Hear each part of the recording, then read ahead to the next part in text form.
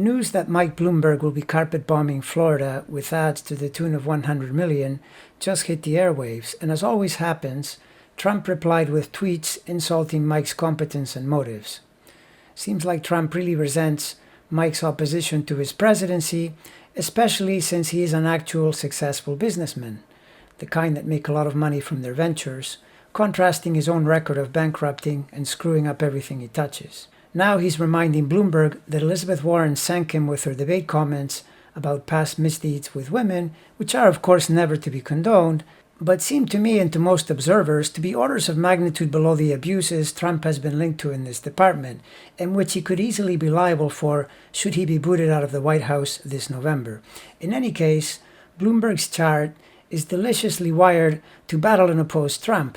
You definitely do not want an interchart battle with someone like this, because the planet exchanges are quite vicious, and the opponent happens to have a lot of money he could put to good use against you.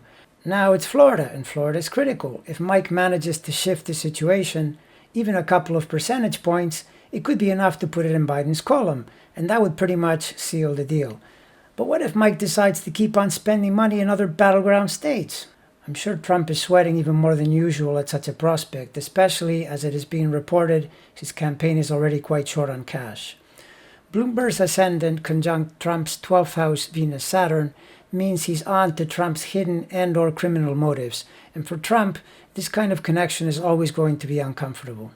Then we see Mike's Sun opposite Trump's Mars for more hostility and open combat.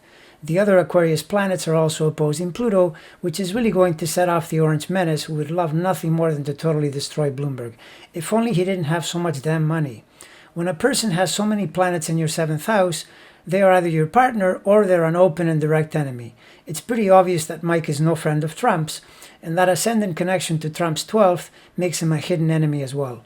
Now notice Bloomberg's Taurus planets show up elevated in Trump's as they aggravate and censor his Leo planets. Of course Trump's going to fight back. It's his rising Pluto and Mars.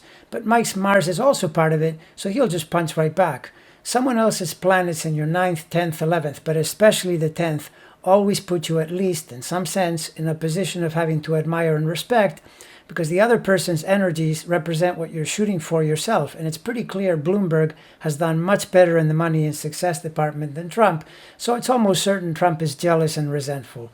To cap it all off, Bloomberg's Neptune is squared to Trump's Sun and Moon, and right in the heart of his money house, to remind him that Mike is using his money like a cudgel to beat up on Make America Great Again. Who wins this battle? Who gets the last laugh? I'm going with Bloomberg.